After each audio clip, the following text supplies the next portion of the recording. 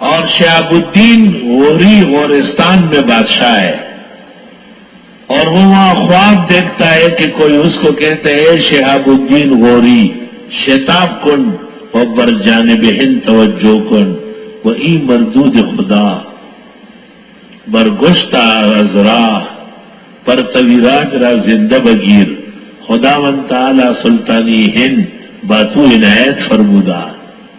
اے شہاب الدین غوری توجہ کر، ہندوستان آ، اے ظالم پر تویراج مسلمانوں کو کاٹ رہا ہے، ان کے کیمے و کباب بنا رہا ہے، اللہ تمہیں زندہ دے دے گا، اس کو پکڑ لو۔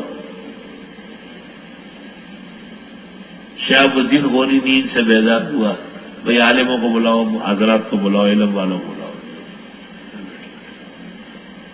ٹھیک تے بیٹھی، میں خواب دیکھ رہا ہوں، من رویا، کیا مانا ہے اس؟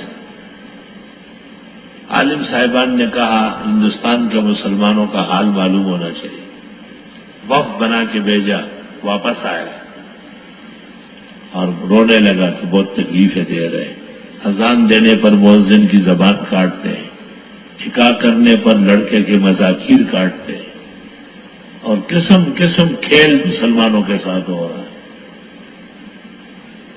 شہاب الدین نے اپنے وزیر دفاع کو کہا جنگی سامان مہیا کرو، جنگی گھوڑے اور اونٹ لگاؤ، دریائے سندھ کے راستے پانی میں غوطے لگاتے ہوئے پار لگے اور وہاں سے ہندوستان پہنچے، اور پانی پت کے اور نارائن کے میدان میں گھمسان کی رن ہوئی، لیکن شہاب الدین پٹ گیا، اس کی فوج بھاگ گئی، بڑی مشکل سے کمانڈروں نے شہاب الدین کو بچایا۔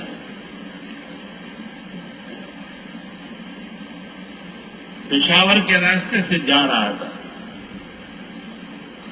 جنگل میں سخت اندھیرا ہونے والا ہے، مغرب کا وقت ہے، ایک آدمی اذان دے رہے ہیں اشہد ان محمد رسول اللہ حی علی الصلاۃ حی علی الفلاح۔ شہاب الدین نے فوج کو کہا رک جاؤ،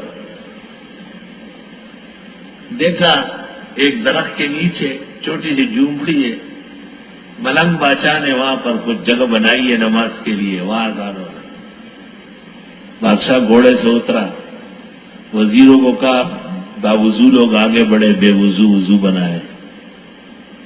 ملنگ بادشاہ آگے ہو گیا، بادشاہ نے پیچھے تکبیر پڑھی، مغرب ہو گئی۔ مغرب کے بعد ملنگ بادشاہ نے بادشاہ کو پیشکش کی کہ میں نے ابھی ابھی شکار کیا ہے، اس کو تیار کرا کھلاتا ہوں، آپ سفر میں ہیں، کھائے۔ کھانا لگ گیا، شکاری گوشت لگایا گیا، بادشاہ سے ملنگ بادشاہ پوچھتا ہے کون ہو، کہاں سے آئے ہو، کہاں گئے تھے؟ کہ میں غورستان کا بادشاہ ہوں، ایک خواب دیکھا تھا، اس کے نتیجے میں ہندوستان گیا، لیکن حالات میرے حق میں نہیں ہوئے۔ ملنگ بادشاہ نے ایسا مڑ کے دیکھا، پھر کیا کرنا ہے؟ کہ دوبارہ آؤں گا 3 سال بعد اور 12,000 فوج لاؤں گا، کیونکہ حدیث میں ہے کہ جب 12,000 اسلامی فوج ہو اللہ ان کو شکست نہیں دیتا۔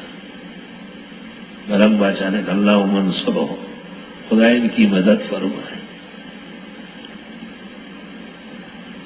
3 سال بعد شہاب الدین دوبارہ آیا اور نارائن کے میدان میں گھمسان کی رن ہوئی، تمام مشرکین و ہندو مارے گئے، برتوی راجا زندہ پکڑا گیا۔ عصر کا وقت ہے، تھوڑا سا آرام ہوا، شہاب الدین نے کمانڈروں سے کہا کئی جماعت کر لے، کہا ایک گلی کے اندر ایک میدان ہے، اس میں ایک ملنگ بادشاہ ہوا ہے، جب سے یہ جہاد شروع ہوا ہے ایک ملنگ بھی ادھر بیٹھا ہے اور وہ اذانیں دے رہا ہے اور نمازیں پڑھ رہا ہے۔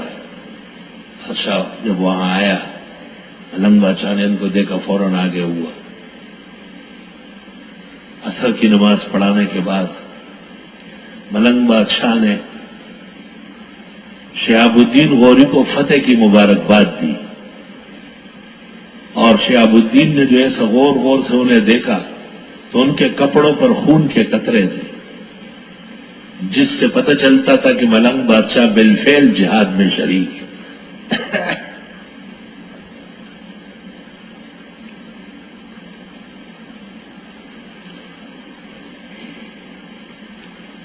شہاب الدین نے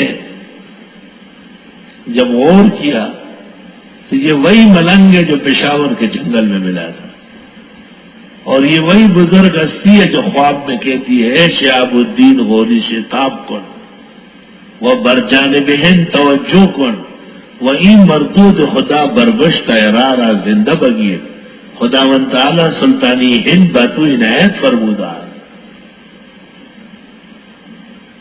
حضرت نے فرمایا میں نے کئی سال سے خواب دیکھا، اس خواب کے نتیجے میں آتا رہا۔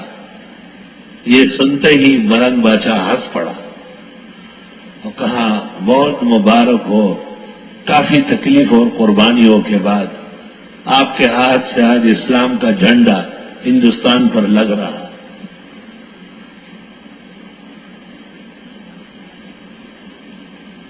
اللہ، شہاب الدین نے ملنگ بادشاہ سے کہا کہ حضرت کا نام گرامی کیا ہے؟ کہا مجھے معین الدین چشتی کہتے ہیں۔ اوہو، کہا حضرت ہندوستان کے لیے دعا کرے، یہ بار بار بغاوت کرتے ہیں۔ حضرت نے فرمایا یہ میرا خلیفہ ہے قطب الدین، اس کو دہلی کا بادشاہ مقرر کرو، تمام ملک میں امن ہو جائے۔